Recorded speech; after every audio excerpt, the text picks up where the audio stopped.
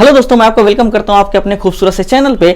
आज हम पढ़ने जा रहे हैं हेलो एल्केन का ये तीसरा लेक्चर। इसमें हम पढ़ने जा रहे हैं नेचर ऑफ CX बॉन्ड, यानी किसी भी हेलो एल्केन को जब हम देखते हैं तो उसमें कार्बन और हाइड्रोजन के बीच में बॉन्ड बनता है, तभी वो हेलो एल्केन बनता है। जैसे एकदम सिंपल से शुरुआत करें, मान लीजिए हमारे पास CH4 है। इसको होता क्या है कि जब यहाँ पे एक H- होता है और एक X+ होता है, तब जाके CH3X बनता है, यानी ये एल्किल हैलाइड में कन्वर्ट होता है हेलो एल्केन में। तो यहाँ पे अगर आप ध्यान से देखें तो कार्बन और हेलोजन के बीच में बॉन्ड है। अगर मैं इसको आपको इलाबोरेट करके दिखाऊं तो ये इस तरीके से है, ये इस तरीके से है।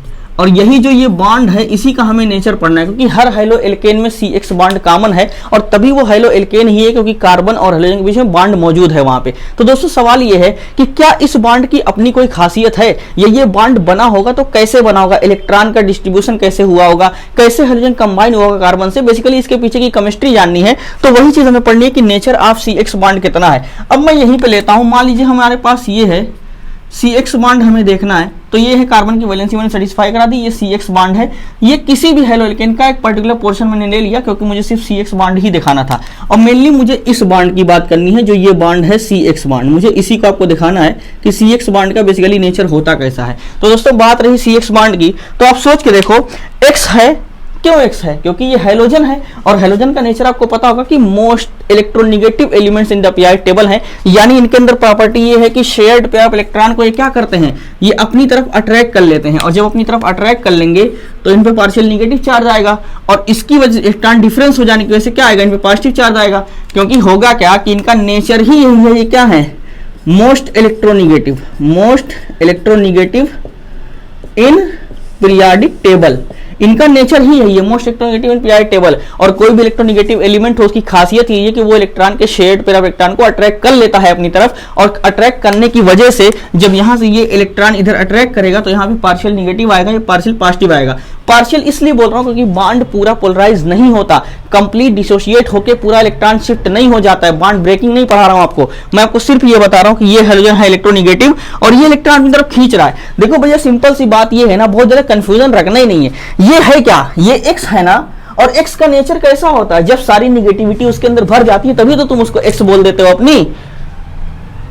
इट्स नॉट वर्किंग एनीमोर, ऐसे ही कुछ लैंग्वेज है, पता नहीं। तो मतलब ये है ना कि जैसे ये चीज है, अगर ये इलेक्ट्रॉन इधर की तरफ खींच रहा है तो यहाँ पे पार्शियल निगेटिव आएगा, और जब निगेटिव आएगा तो ये X का बेसिकली नेचर ही है कि वो निगेटिव एक्वायर करता है। इसीलिए जब X के अंदर ज्यादा बुराइयां होती तभी तो वो X बनता है। कोई अच्छा भला इंसान साथ में रह रहा तो X क्यों बनता है, क्योंकि उसके अंदर निगेटिविटी दिखने लगती है हमें, और हम उसकी सारी पॉजिटिव बातों को भूल चुके होते हैं कि उसने मेरे लिए किया क्या क्या था। फिर उस टाइम पे एक टाइम आता है जब पीक पे पहुंच जाता है रिलेशन, तो हमें उसके अंदर की निगेटिविटी सिर्फ दिखना शुरू होती है। फिर उसको कहते हैं इट्स नॉट वर्किंग एनीमोर, हम छोड़ देते हैं, वो X हो जाता है, वो हाईली निगेटिव हो जाता है, फिर तुम्हारे लिए बहुत ही टॉक्सिक हो जाता है वो आगे चल के। ऐसा ही नेचर X का है, जब जुड़ता कार्बन के साथ है ना, तो ये उसके इलेक्ट्रॉन पेयर को अट्रैक्ट करता है, और जब इलेक्ट्रॉन पेयर को अट्रैक्ट करता है ना, तो अट्रैक्ट करने की वजह से उस पर पार्शियली निगेटिव आता है। सिर्फ इलेक्ट्रॉन अट्रैक्ट करता है, बोल रहा हूं, इलेक्ट्रॉन पूरा खींच के सन से ना उसको तोड़ नहीं देता है।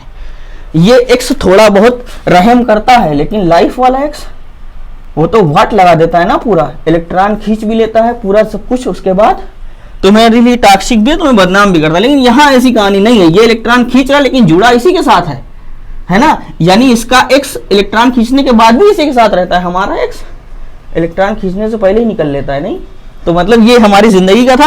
ये देखो इलेक्ट्रॉन जब ये खींच रहा है तो ये पार्शियली निगेटिव, ये पार्शियली पॉजिटिव। यानी तुम इसको शॉर्ट में ये बोल सकते हो, क्या अगर मैं ये कह दूं कि जो हेलो एल्केन होते हैं वो पोलर इन नेचर होते हैं, तो कुछ गलत बोला क्या? नहीं ना। तो मतलब कहने का ये है कि जितना भी हम देखते हैं हेलो एल्केन तो वो पोलर होता है बेसिकली। और पोलर होने का मतलब ये है कि उसका डाइपोल मोमेंट यानी म्यू जो है उसका वो नॉट इक्वल टू 0 है, और वो 0 नहीं है, तो इसका मतलब डाइपोल मोमेंट वहां पे कुछ ना कुछ एग्जिस्ट करता है। तो बेसिकली इससे हमारी फिजिकल प्रॉपर्टीज भी राइज होती हैं कि वहां पे डाइपोल मोमेंट होता है। तो उस डाइपोल मोमेंट का ऑर्डर क्या होगा, बहुत सारे वेरियस एल्किल हैलाइड्स के लिए, जैसे RF के लिए, RCl के लिए, RBr के लिए, RI के लिए, इनका ऑर्डर भी आ जाता है। तो दोस्तों उसकी वजह यही है। तो अब के बाद आप ये समझिएगा कि कोई भी हेलो एल्केन हो, उसके CX के बीच का जो बॉन्ड होता है ना कार्बन और हाइड्रोजन के, वो पोलराइज फॉर्म में होता है। हाइड्रोजन पे पार्शियली निगेटिव होता है, कार्बन पे पार्शियली पॉजिटिव होता है। और इस ज्यादा इलेक्ट्रॉन डिस्ट्रीब्यूशन की वजह से होता क्या है, वहां पे पोलरिटी आ जाती है। पोलरिटी आने का मतलब यह है कि वहां डाइपोल मोमेंट 0 नहीं है। आई होप आप बात समझ गए होंगे कि नेचर ऑफ CX बॉन्ड कैसा होता है, इसीलिए मैंने पर्टिकुलरली बना के बॉन्ड एक्सप्लेन किया हुआ है। अब देखिए जब यहाँ पे डाइपोल मोमेंट आ गया ना, तो हमें इसका ऑर्डर भी जानना है। कि ये नेचर जो CX कमांड का नेचर आया इसका क्या इंपैक्ट होता है प्रॉपर्टीज पे। तो सबसे बड़ा इंपैक्ट तो डायपोल मोमेंट पे आता है, इलेक्ट्रॉन के डिस्ट्रीब्यूशन के डिफरेंस पे आता है। क्यों? क्योंकि एक्स ने सन से इलेक्ट्रॉन खींचा है, कहाँ वाला, ये बॉन्ड का ना, और जब इसके पास इलेक्ट्रॉन बचा नहीं, बेचारा मजबूरी में पॉजिटिव है। ठीक है, तो ये रहा नेचर ऑफ CX बॉन्ड। अब हम इसका यूज करेंगे आगे फिजिकल प्रॉपर्टीज में। तो हमारा अगला टॉपिक है physical properties of halo alkane. तब तक आप इसको चाहें तो बहुत अच्छे से नोट्स पे इसको लिख लीजिए। और ये बहुत ज्यादा थ्योरेटिकल पोर्शन है, मेनली 12th का है, नीट का उतना अच्छा ज्यादा पोर्शन नहीं है ये, लेकिन फिर भी पोलैरिटी की इसमें डेवलपमेंट क्यों हुआ, डायपोल मोमेंट क्यों आया, ये बात अगर वो पूछना चाहेगा तो थ्योरी में ये पूछ सकता है, लेकिन थ्योरी में लैंग्वेज लिखी होगी तो आपको ये बहुत अच्छे से समझना है कि डायपोल मोमेंट जीरो नहीं होता। अब इसी का यूज करेंगे हम फिजिकल प्रॉपर्टीज में। तो हमारा अगला टॉपिक है physical properties of halo alkane. उससे पहले नोट्स लेके बैठा करो और नोट्स पे चीजों को मेंशन कर लिया करो कि ये क्यों हो रहा है, ये शार्ट में बना लेना टॉपिक को। एनसीईआरटी का टॉपिक है और एनसीईआरटी की एक एक लाइन इंपॉर्टेंट है, वो चाहे इजी हो चाहे टफ हो। इजी टफ से मतलब नहीं है, एनसीईआरटी इज एनसीईआरटी, उसको छोड़ना नहीं है, वो हर हाल में फाइनल है। तो आप ये नेचर ऑफ CX बॉन्ड। अब इसके बाद अगला टॉपिक है physical properties of halo alkane. तब तक आप इसको जल्दी से समअप करें।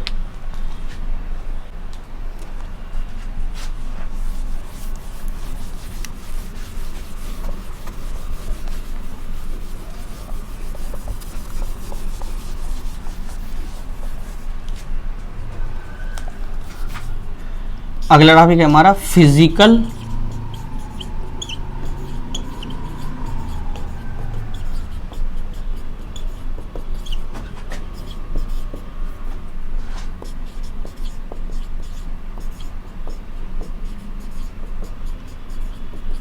प्रॉपर्टीज ऑफ हेलो एल्केन यानी RX। दोस्तों देखिए होता है कि जब हम फिजिकल प्रॉपर्टीज में तो कि बहुत सारी प्रॉपर्टीज, जैसे डेंसिटी की बात कर लेंगे, एटॉमिक साइज की बात कर लेंगे, डायपोल मोमेंट के ऑर्डर की बात कर लेंगे, बॉन्ड एनर्जी की बात कर लेंगे, बॉन्ड लेंथ की बात कर लेंगे हम। तो ये सारी बातें इसमें है वन बाय वन। जैसे मैं बताऊं, इसमें जो RX है हमारा, मैं इधर साइड में लिख रहा हूँ, ये जो RX है इसके बॉन्ड लेंथ का ऑर्डर, क्योंकि RX अलग अलग हो सकता है ना, मान लो R हम फिक्स रखते हैं, ये RCl हो जाएगा, RBr हो जाएगा, RI हो जाएगा, और यहाँ RF भी आ जाएगा। तो मतलब कहने का ये है RF, RCl, RBr, RI, ये चारों चीजें अगर हम ध्यान से देखें तो बेसिकली अगर हम एल्किल ग्रुप को सेम रख रहे हैं और ये चारों डिफरेंशिएट कर रहे हैं, तो इसका मतलब ये हुआ कि बॉन्ड लेंथ में वेरिएशन आएगा, बॉन्ड एनर्जी में वेरिएशन आएगा, डायपोल मोमेंट का ऑर्डर फर्क हो जाएगा। तो वो सारी चीजें हमें इसमें पढ़नी है, वन बाय वन स्टडी करते हैं उसकी। सबसे पहले मैं शुरू करता हूँ बॉन्ड लेंथ की। और इसमें एक बहुत इंपॉर्टेंट टॉपिक और भी है फिजिकल प्रॉपर्टी में, जो जनरली हम इग्नोर कर देते हैं। इसमें होता यह है कि जैसे बहुत सारे कंपाउंड्स होते हैं जो वाटर सॉल्युबल होते हैं, और बहुत सारे ऑर्गेनिक कंपाउंड की सॉल्युबिलिटी की बात करी जाती है। तो अगर हम सॉल्युबिलिटी के रिस्पेक्ट में देखें ना, मैं पहला यही ले लेता हूं सॉल्युबिलिटी, फर्स्ट मैं यही ले लेता हूं प्रॉपर्टी में सॉल्युबिलिटी। तो अगर हम सॉल्युबिलिटी की बात करें तो क्या ये वाटर में सॉल्युबल होगा या नहीं, या ये पोलर सॉल्वेंट में सॉल्युबल है, या ऑर्गेनिक सॉल्वेंट में सॉल्युबल है, किस में सॉल्युबल है। देखिए सबसे बड़ी बात, जब हम RX को देखते हैं ना, जब हम RX को देखते हैं तो होता यह है कि RX में कहीं भी हार्डन बॉन्डिंग की पॉसिबिलिटी नहीं है। RX अगर हम ले रहे हैं तो इसमें हार्डन बॉन्डिंग की पॉसिबिलिटी नहीं है। तो इसको मैं लिख सकता हूं due to the lack of H bonding, due to the lack of H bonding, haloalkanes are not soluble in water। ये हेलोएल्केन वाटर में सॉल्युबल नहीं होते। ध्यान से देखिए, due to the lack of hydrogen bonding haloalkanes are not soluble in water. लेकिन अब इसके बाद ये है कि जैसे अगर हम इसको देखें तो ये बेसिकली वाटर में सॉल्युबल नहीं है, यानी वाटर कैसा है, पोलर मॉलिक्यूल है, उसमें सॉल्युबल नहीं है। लेकिन ये बेसिकली नेचर कौन सा है, ऑर्गेनिक नेचर का है ना। और हमने ये पढ़ रखा है कि लाइक डिसॉल्व लाइक, यानी ये RX अगर ऑर्गेनिक नेचर का है, ऑर्गेनिक केमिस्ट्री में ही तो पढ़ रहे हो, तो बेसिकली ये बात ये हो गई कि ये ऑर्गेनिक सॉल्वेंट में सॉल्युबल होगा। तो मैं यहां लिख दे रहा हूं but soluble in organic solvent। तो इतना ध्यान से देखिए, ये बात रही सॉल्युबिलिटी की, और ये बहुत सिंपल सी बात है। देखिए एक बात याद रखिए, कहीं भी जब जनरली ऑर्गेनिक कंपाउंड में सॉल्युबिलिटी की बात आती है ना, तो वहां पे सबसे पहले रीजन हाइड्रोजन बॉन्डिंग का ही खोजा करिए। अगर हाइड्रोजन बॉन्डिंग वहां हो रही है तो वो सॉल्युबल हो रहा होगा, हाइड्रोजन बॉन्डिंग वहां मिसिंग है तो हो सकता है सॉल्युबल ना हो। तो ये जनरल रीजन है जो हर जगह अप्लाई होता है। जैसे मैं कहूं ईथर सॉल्युबल नहीं होता, क्यों? तो ईथर में भी हाइड्रोजन बॉन्डिंग का केस नहीं है तो वो सॉल्युबल नहीं होगा। मतलब कहने का ये है कि जहां जहां पे हाइड्रोजन बॉन्डिंग पॉसिबल है वहां वहां पे सॉल्युबिलिटी हो जाती है, सॉल्युबल हो जाते हैं। जहां हाइड्रोजन बॉन्डिंग लैक करती है वहां सॉल्युबल होना बहुत ही ज्यादा मुश्किल हो जाता है। और दूसरा रीजन ये होता है कि like dissolve like, unlike dissolve unlike. मतलब लाइक डिसॉल्व लाइक, जो जैसा है वो उसी में डिसॉल्व होगा, है ना। यानी चोर की चोरों के साथ ही बनती है, चोर पुलिस थोड़ी दोस्त हो सकते हैं। तो लाइक डिसॉल्व लाइक होता है, समझ गए ना, ये बात यही है। तो ये रहा इसका एक्सप्लेनेशन सॉल्युबिलिटी का। आप इसको थ्योरी के नोट्स में अच्छे से समअप कर लीजिए। अब इसके बाद हमारा जो अगला पॉइंट है वो बहुत सारी चीजें से, बॉन्ड लेंथ क्या होती है, बॉन्ड एनर्जी क्या होती है, रिलेटेड है दोनों एक दूसरे के रिस्पेक्ट। और डाइपोल मोमेंट का बेसिकली मेन आर्डर है जो हमें याद करना है, एनसीईआरटी ने टेबल बना के दिया हुआ है, और उस टेबल को मैं आपको एक फ्लो चार्ट में दे दूंगा या कह लीजिए आर्डर में दे दूंगा, क्योंकि हमें वहां पे वैल्यू लिख के दी हुई है एनसीईआरटी के टेबल में। तो वैल्यू से हमें मतलब नहीं, वैल्यू नहीं पूछेगा कि वैल्यू क्या है वो बताओ, हमें ये बताना है किसका ज्यादा किसका कम। तो अभी मैं सम कर दूंगा, ऑर्डर बना दूंगा, तब तक आप इसको बहुत अच्छे से लिखिए, इसका स्क्रीनशॉट कर लीजिए, आपको लिखना हो तो लिख लीजिए, और नोट्स प्रॉपर बनाते चलिएगा। ये नहीं है कि आप बस खाली देख रहे हैं एंजॉयमेंट के लिए, चलो ठीक है मजा आ रहा है पढ़ लेते हैं, ऐसा नहीं है। आपको अच्छे से पढ़ना है, आप इसको बराबर नोट्स पढ़िएगा, नोट्स पे लिखिए इसको, और उसके बाद हम अगला टॉपिक एक्सप्लेन करते हैं इसी का। ये सॉल्युबिलिटी रही। अब बात करते हैं वेरियस हैलोएल्केन्स की डेंसिटी की।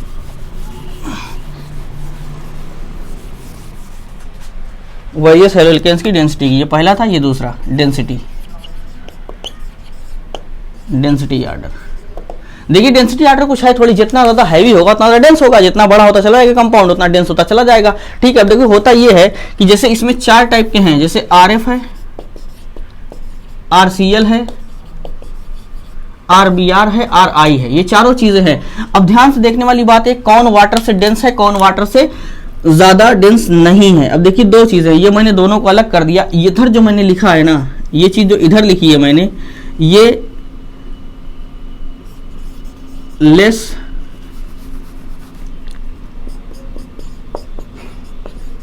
नॉट डेंसर देन वाटर, और ये जो दोनों इधर लिखे हुए हैं ये डेंसर देन वाटर,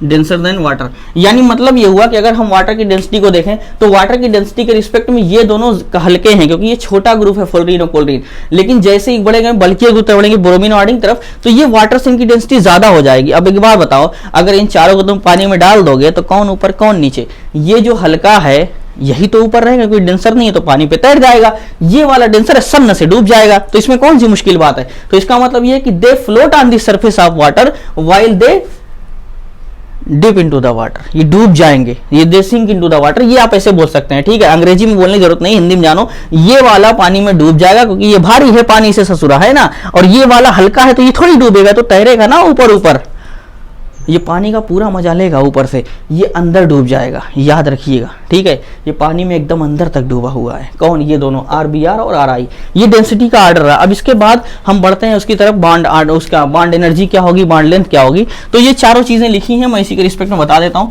कि बॉन्ड एनर्जी क्या होगी। यहाँ पे बॉन्ड एनर्जी का आर्डर मैं आपको यही एक्सप्लेन कर देता हूँ। देखिए थर्ड हमारा है, थर्ड प्रॉपर्टी है हमारी बॉन्ड एनर्जी। आप अपने हिसाब से वीडियो पॉज करके लिखते रहा करिए बॉन्ड एनर्जी।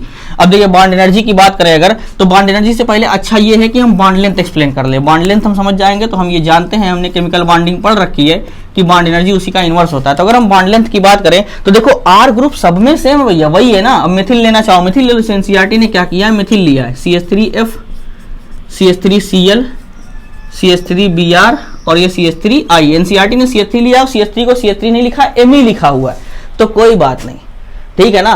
मी लिखा हो CH3 लिखा हो, दोनों वही तो है। मिथिल का क्या है, Me से रिप्रेजेंट करते हैं। अब देखो अगर हम बॉन्ड लेंथ देखें, देखो ना CH3 ग्रुप सब में सिमिलर है, यानी CH3 ग्रुप साइज सेम है। साइज का फर्क कहां से पता करोगे, X से।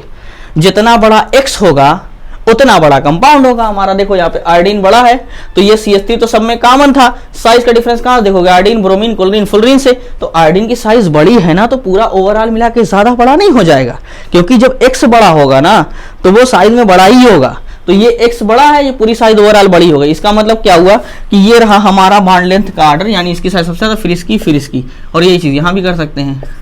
तो ये रहा हमारा बॉन्ड लेंथ का ऑर्डर, बहुत क्लियर कट आप समझ रहे होंगे। जैसे मैं अगर आपको दिखाऊं थोड़ा बना के, मान लो CH3 की साइज ये है, सब में CH3 है, इतना बड़ा है, थोड़ा सा छोटा बड़ा बन रहा होगा क्योंकि मैं एकदम सर्किल मतलब रेडियस मेजर करके नहीं बना रहा हूँ, ये बन गया, ठीक है। अब इसके बाद रही बात फ्लोरीन की, तो मान लो छोटा सा हाइड्रोजन, ये फ्लोरीन, उसके बाद ये वाला जुड़ा हुआ है क्लोरीन, थोड़ा और बड़ा, फिर उसके बाद ब्रोमीन थोड़ा और बड़ा, आयोडीन थोड़ा और बड़ा, तो साइज तो बढ़ गई ना। यहाँ देखना, ये साइज इतनी है, यहाँ साइज इतनी है, यहाँ पे साइज ये है, यहाँ पे साइज ये है, तो मतलब जैसे जितना बड़ा हो जाएगा साइज बढ़ती चली जाएगी ना, ठीक है। ये रही बात कि हमने ये बॉन्ड लेंथ बना दी। अब इसके बाद हमें करना ये है कि जब बॉन्ड लेंथ हमें पता चल गई तो हम ये जानते हैं, हमने केमिकल बॉन्डिंग में पढ़ रखा है कि बॉन्ड लेंथ जो होती है वो इनवर्स रिलेशन शो करती है किसके साथ, बॉन्ड एनर्जी के साथ। तो एक बात बताओ, अगर बॉन्ड लेंथ का ऑर्डर ये है तो मैं अगर बॉन्ड एनर्जी का ऑर्डर लिखने की बात करूं तो अगर मान लिया हमारा चौथा टॉपिक बॉन्ड एनर्जी प्रॉपर्टी में, अगर मैं बॉन्ड एनर्जी लिखना चाहूं तो यही तो हो जाएगा, CH3F, CH3Cl, CH3Br, CH3I। सबसे ज्यादा बॉन्ड एनर्जी किसकी, इसकी, क्योंकि सबसे ज्यादा कम साइज इसकी है। तो बॉन्ड बहुत ज्यादा घुसे पड़े हैं आपस में, एकदम न्यूक्लियस दोनों के पास पाते हैं, न्यूक्लियस एकदम सटा पड़ा है, तो उसको सेपरेट करना बहुत ही ज्यादा दिक्कत होगी। जो जितना क्लोज है, जैसे मान लो ऐसे समझो कि थोड़ा सा, जैसे ये चीज मैं आपको दिखाऊं ऐसे कि ये चीज ऐसे है तो ये तोड़ना आसान है, लेकिन ये थोड़ा और मर्ज कर जाए तोड़ना मुश्किल है, और मर्ज कर रहा है और मुश्किल है। मान लो एकदम घुसा पड़ा हो आपस में, तब तो और मुश्किल है ना, ये तोड़ना कितना ज्यादा मुश्किल है अगर ऐसे लगा पड़ा है एकदम। तो मतलब यही चीज है कि ये वाला बॉन्ड साइज में बड़ा था, इसलिए इसको तोड़ना बहुत ही आसान है। एनर्जी थोड़ी सी भी दोगे ना, तुरंत X बन जाएगा, X माइनस, और निकल जाएगा एकदम। लेकिन यहाँ पे फ्लोरीन एकदम ना लगा पड़ा है उसी में, ठीक है, तो ये फिट है इसी के अंदर। और जब ये बहुत ज्यादा क्लोज है ना तो ये तोड़ने में बहुत ही ज्यादा एनर्जी लेगा। मैं ये नहीं बोल रहा हूँ टूटेगा नहीं, टूटने का क्या है, हर चीज टूट जाती है, डिपेंड करता है उसको उतनी एनर्जी दो जितनी वो चाह रहा है। हर चीज का रूल है, टूटता भी सब कुछ है, बिकता भी सब कुछ है, उसको उतनी एनर्जी या उसको उतनी अमाउंट पे जाके आपको करना है। लेकिन यहाँ पे जब ये बहुत ज्यादा एकदम घुसा पड़ा है ऐसे, तो उसके रिस्पेक्ट में एनर्जी ज्यादा दोगे तब ना वो निकलेगा। नहीं तो कहते इतनी एनर्जी लाए उसको ले जाके तोड़, हम थोड़ी निकलेंगे इतने में। हमारे लिए चाहिए एकदम पूरा जबरदस्त हीट, तो यहाँ पे ज्यादा हीट लगेगी, यहाँ पे कम हीट लगेगी। थोड़ी सी हीट दोगे ये बोल देगा अच्छा चलता हूँ, दुआओं में याद रखना, है ना। लेकिन यहाँ पे एकदम जबरदस्त हीट चाहिए। तो ये रहा बॉन्ड लेंथ बॉन्ड एनर्जी का ऑर्डर, और इसमें कोई बहुत एक्सेप्शन वाली बात नहीं जो आपको याद करनी हो। अगर आपका कॉमन सेंस थोड़ा सा भी अच्छा है तो आप ऑलरेडी समझ रहे होंगे कि दोनों में क्या हो रहा होगा। लेकिन हाँ, अब एनसीईआरटी ने जो ये बॉन्ड एनर्जी का, बॉन्ड लेंथ का और डायपोल मोमेंट का, तीनों का डेटा लिखा हुआ है, तो उसी डेटा से मैंने बात बना दी और मैंने लॉजिकली समझा भी दिया कैसे ये हुआ है। लेकिन सिर्फ इतनी ही बात नहीं है, अब तीसरा जो चार्ट उसमें बना है डायपोल मोमेंट का, वहां उसका भी ऑर्डर लिखा गया है 1.860 ऐसे कुछ करके वहां पे ऑर्डर है। आपको वो याद नहीं करना है, वो टेबल नहीं याद करनी है, मैं उसी को ऑर्डर बना के आपको बता दे रहा हूं कि कैसे आप ये बताओगे डायपोल मोमेंट किसका ज्यादा है, ठीक है। अब देखो ये पांचवा और सबसे मेन है। अगर आपको मान लो फिजिकल प्रॉपर्टीज में एक सवाल पूछना होगा ना, तो पहले डायपोल मोमेंट का ऑर्डर याद रखिएगा, और दूसरा सवाल पूछना होगा तो वो ये है कि वाटर में सॉल्युबल है या नहीं, और नहीं है तो क्यों नहीं है। रीजन बता चुका हूं कि H बॉन्डिंग नहीं है, तो ये आपको याद होना चाहिए। अब पांचवा सबसे इंपॉर्टेंट रीजन हमारा है डायपोल मोमेंट, इसका ऑर्डर एनसीईआरटी में जाके आप देखेंगे तो ये फ्लो चार्ट में बनाया हुआ है, और वो हमें याद नहीं करनी, वैल्यू चक्कर में मत पड़ना, ठीक है। उसमें सिर्फ ऑर्डर पता होना चाहिए, डायपोल मोमेंट म्यू। अब देखिए होता क्या है कि डायपोल मोमेंट का जब ऑर्डर एनसीईआरटी में हमारे हिसाब से क्या है, देखो जैसे मान लो CH3F है, CH3Cl है, CH3Br है, CH3I है, ये चारों चीजें हैं। अब अगर हम थोड़ा सा समझदार है, हमने केमिस्ट्री पढ़ रखी है ना, हमने थोड़ी सी सही से केमिस्ट्री पढ़ रखी है, तो हमें लगेगा इसका डायपोल मोमेंट सबसे ज्यादा होना चाहिए। क्यों? क्योंकि फ्लोरीन सबसे ज्यादा नेगेटिव, तुरंत इलेक्ट्रॉन खींच लेगा। लेकिन एक बात बताओ, इलेक्ट्रॉन तो तुरंत खींच लेगा, हुआ कि एकदम आ जाओ पूरा, क्योंकि मैं इलेक्ट्रोनिगेटिव हूँ। इलेक्ट्रॉन खींच लेगा, लेकिन खींचने के बाद ये इसकी साइज बहुत कम है, छोटी है, तो इसके जो इलेक्ट्रॉन के बीच में न्यूक्लियर मतलब रिपल्शन का जो रेट होगा ना यहाँ पे इलेक्ट्रॉनिक रिपल्शन, वो बहुत ज्यादा होगा। या इतनी छोटी साइज इतना सारा इलेक्ट्रॉन मैनेज नहीं कर पाएगा। इलेक्ट्रॉन खींच तो लेगा इधर, लेकिन जो इलेक्ट्रॉन इधर आएंगे ना उसको मैनेज करने के लिए इसके पास है नहीं सिस्टम कि इतना छोटा सा और इतने सारे इलेक्ट्रॉन्स को मैनेज कर पाए एक साथ, या इफेक्ट को उसके मेंटेन कर पाए। लेकिन क्लोरीन की साइज बड़ी है तो ये आराम से उस आए हुए इलेक्ट्रॉन को मैनेज कर लेता है। फिर यही केस है कि इन दोनों में अगर आपको देखना हो ना तो डायपोल मोमेंट सबसे ज्यादा इन दोनों में इसका होता है, इसका CH3Cl का, और वो साइज के रिलेशन में है क्योंकि इसकी साइज बहुत कम है। इलेक्ट्रॉन जब इधर से इधर मूव करेगा ना तो ये कंफ्यूज आ जाएगा एकदम कि करना क्या है इस इलेक्ट्रॉन का, क्योंकि साइज छोटी है और छोटी चीज के बाद जब छोटे के पास बड़ा कुछ आ जाता है ना तो परेशान हो ही जाता है। क्योंकि जब हम जिस एज में हम हैं हम उसी एज की चीजों को डील कर पाते हैं ना। ये ग्रुप में एक छोटा है साइज में, तो जब इसकी साइज ऑटोमेटिक बढ़ने लगेगी इलेक्ट्रॉन आने की वजह से तो ये कंफ्यूज हो जाएगा एकदम। और Cl के पास ऐसा नहीं है, Cl की साइज ऑलरेडी ज्यादा है फ्लोरीन से, डाउन द ग्रुप साइज बढ़ती है, ये आप जानते हैं। फ्लोरीन ज्यादा साइज किसकी है? क्लोरीन की। तो वो इलेक्ट्रॉनिक रिपल्शन को मेंटेन कर लेता है, बेटा इधर से चलता है ना, इलेक्ट्रॉनिक रिपल्शन मेंटेन कर लेता है। और इन दोनों में ज्यादा इसका है डायपोल मोमेंट, और इन दोनों में इसका है। यानी ध्यान से अगर आप देखो तो मैंने ये ऐसे बिखरा के बनाया है, आपको ऐसे नहीं बनाना। वहां एनसीईआरटी में पूरा एक टेबल बनी हुई है और उसमें डेटा लिखा हुआ है, उसी डेटा के अकॉर्डिंग मैंने ये बनाया। मैंने समझा दिया कि क्यों ऐसा हो रहा है, क्यों इसका डायपोल मोमेंट इससे कम है, तो वो चीज मैंने एक्सप्लेन कर दी। अब देखिए होता यह है, अगर मैं इस पूरे को आपको एकदम मतलब एक आर्डर में बना दिखाऊं, ऐसे आप कंफ्यूज हो रहे होंगे, लेकिन आप अगर थोड़ा सा नजर डालो ना एकदम मोहब्बत से, तो आपको एक चीज ये दिख रही होगी कि CH3Cl का इन सब से ज्यादा है क्या? Dipole moment. ये तो दिख रहा होगा ना। अगर इसी को आप मैं एकदम करेक्ट आर्डर बना दूं ना तो देखो ये हो जाएगा। इसको मैं सही करके फिर से एक नया आर्डर बना रहा हूं, यही आर्डर आपको याद करना है। अब जो लिखने जा रहा हूं, सबसे ज्यादा डायपोल मोमेंट CH3Cl का है, उसके बाद CH3F का है, फिर CH3I का है, फिर उसके बाद CH3Br का है। और एनसीईआरटी इसको ऐसे लिखती है, MECl, MEF, MEI और MEBr। ये चीज एनसीईआरटी ने लिखा है इस तरीके से। तो आपको यही एक आर्डर बस याद रखना है जो एनसीईआरटी ने लिखा है, लेकिन ये एनसीईआरटी में आर्डर वाइज नहीं लिखा गया है, टेबल बना के वैल्यू लिखी गई है, तो आपको वैल्यू नहीं याद करनी है। और इसमें सब कुछ आप भूल जाएं, लेकिन ये बात याद रखिएगा CH3Cl का सबसे ज्यादा होता है, ये बात मत भूलिएगा, ये बहुत ज्यादा इंपॉर्टेंट है। और ये सवाल अगर आप देखेंगे ना तो डायपोल मोमेंट के रिलेशन में जो केमिकल बॉन्डिंग में है वहां जब आप जाके देखेंगे तो वहां इस टाइप से सवाल आया हुआ है, RCl का ज्यादा होता है, लेकिन वहां पे ऑर्गेनिक के रिस्पेक्ट में नहीं बताया, वहां डायपोल मोमेंट के रिस्पेक्ट में बताया है। लेकिन रीजन उसका यहां से मैंने बता दिया, और जब मैं केमिकल बॉन्डिंग पढ़ाऊंगा तो मैं वहां भी बता दूंगा क्यों इसका रीजन क्या होता है। तो ये चीज रही बात CH3Cl ज्यादा, तो आपको याद करना है, ये बहुत अच्छे से याद कर लीजिएगा। इस पूरे टॉपिक को बताने का मतलब मेरा यही था मेनली कि CH3Cl का ज्यादा होता है, ना कि CH3F का ज्यादा होता है।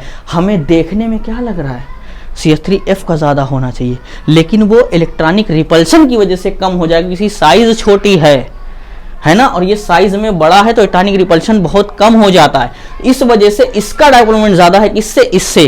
तो ये बात हमें याद होनी चाहिए, एकदम रटा हुआ होना चाहिए CH3Cl। रीजन भी मैंने बता दिया है, लेकिन आप कोशिश करिएगा कम से कम आर्डर में ये बात आप सब भूल जाओ, लेकिन इतना भैया याद कर लेना, इतना गांठ बांध लेना कि CH3Cl का सबसे ज्यादा है क्या? Dipole moment. तो इतनी बात आई होप आपकी समझ में आ गई होगी। ये रहा, मैंने 2 टॉपिक कवर किया है इस शॉर्ट वीडियो में, जिसमें नेचर ऑफ C एक्सपांड मैंने बताया और उसी से रिलेटेड थी हमारी फिजिकल प्रॉपर्टी, तो मैंने वो एक्सप्लेन कर दी है। अब हमारा अगला टॉपिक है केमिकल प्रॉपर्टीज, जिसमें मैं बहुत सारी रिएक्शंस आपको दिखाऊंगा कि एक रिएक्शन लूंगा C2H5Br के साथ, बहुत सारी रिएक्शन एल्किल हैलाइड पे बहुत सारी रिएक्शन करा के दिखाऊंगा, बहुत सारी रिएजेंट की, तो वो आपको बहुत अच्छे से पढ़नी है। और उस सारी रिएक्शंस को ABCD टाइप वाले क्वेश्चन में मिक्स करके जरूर दे देता है, तो वो आपको बहुत कायदे से पढ़नी है। यानी इसके बाद जो लेक्चर है ना, अगर आपने यहां तक देखा है तो वो इससे ज्यादा इंपॉर्टेंट है।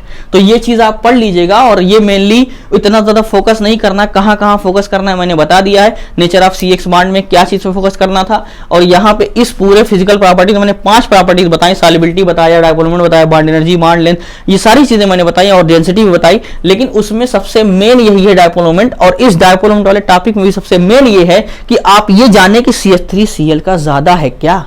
डायपोल मोमेंट, ये आपको पता होना चाहिए, ठीक है। आई होप आप यहां तक बात समझ गए होंगे। अब इसके बाद हमारा अगला लेक्चर रहेगा केमिकल प्रॉपर्टीज, वो इसके जस्ट बाद वीडियो आ जाएगी, अभी कुछ देर में हो सकता है आ जाए, तो आप उसको देख लीजिएगा और केमिकल प्रॉपर्टीज जरूर पढ़िएगा। अगर आपने यहां तक पढ़ा है ना, आप अच्छा नंबर स्कोर करना चाहते हैं तो वो जरूरी है आपके लिए। ये आप स्किप भी कर देते तो भी चल जाता, लेकिन हाँ इसमें भी सबसे मेन ये है, ये वाला मैं फिर लिख दे रहा हूँ कि CH3Cl वाला ये बहुत इंपॉर्टेंट है। ये बात भैया एकदम समझ लो, याद रखना है, बहुत इंपॉर्टेंट है, ठीक है। अब इसके बाद हम अगला पढ़ाएंगे chemical properties. Thank you so much guys, love you, bye.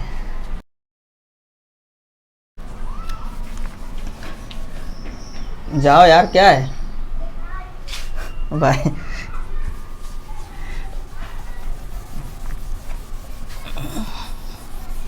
अच्छा हाँ, रुके हो तो सब्सक्राइब कर देना और शेयर कर दो अपने दोस्तों को, अगर रुके हो तो चलेगा तो कोई बात ही नहीं। ये हमने सोच रखा था मोहब्बत करेंगे हम, किसी को दिल नहीं देंगे, किसी पे ना मरेंगे हम, तुम्हारी मस्त आंखों ने ये कैसा हाल कर डाला।